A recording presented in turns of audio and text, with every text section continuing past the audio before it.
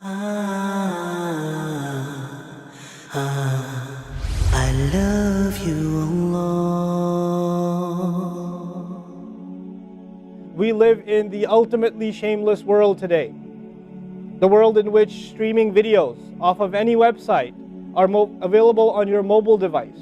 The age in which the pornography industry is a multi-trillion-dollar industry. The point of which, the agenda of which is to make sure every one of you is a consumer of filth in one way or another. That every man, woman, and child is exposed to this stuff, and they're hoping you are, so you become addicted to it, so you become yet another consumer. This is the gift of pornography to society. It's creating people, turning people into animals and perverts. And some of you unfortunately have that addiction. And you're watching this stuff online. And you're watching it and saving it on your apps and your mobile devices. And you don't feel bad about it anymore. You've justified it to yourself. And you feel bad about it once in a while, but you go back to it.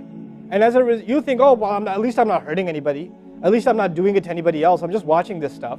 It's okay. But you know what's happening to you? Inside, your soul is being just gutted. You have no soul left inside of you. So your prayers are empty and you can't even shed a tear in your salat because your heart is so devoid of the fear of Allah because of the filth you've been watching all this time. It's turned you from a human being into an animal. So you can't even look. A woman passes by and you see a piece of flesh walking by. You don't see a human being walking by that deserves respect.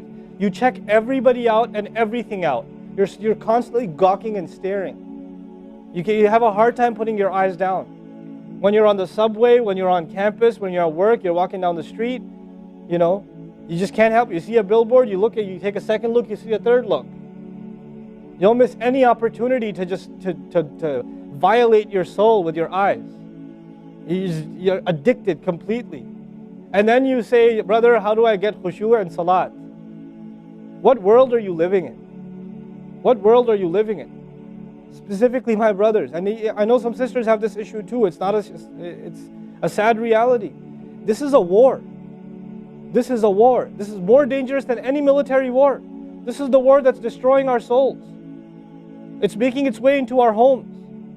It's making its way, if I want to protect my children from this stuff as much as possible. But when my child goes to school, and it doesn't matter if it's Islamic school, there's a very high statistical likelihood that someone, a friend, with their iPod, with their mobile device, will say, hey, look at this.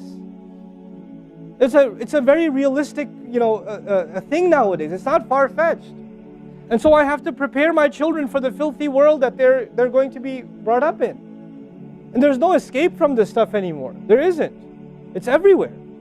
It is everywhere. You have Islamic lectures followed up by, those YouTube puts those follow-up clips, and something will be filthy. Something will have to be filthy. And I don't think that's by accident.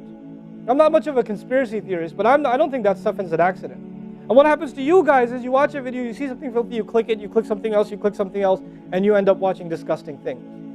And I know some of you have tried to quit before and you go back. And you've tried to quit before and you go back again. And you go back again. And you keep falling into that trap. I know some of you have done that. And you're struggling with it. But don't give up on yourself. Don't give up on yourself. And whatever it takes, if you just don't be alone. Don't be by yourself. Be with good friends. Be outside. Study somewhere else. Go to the library and study.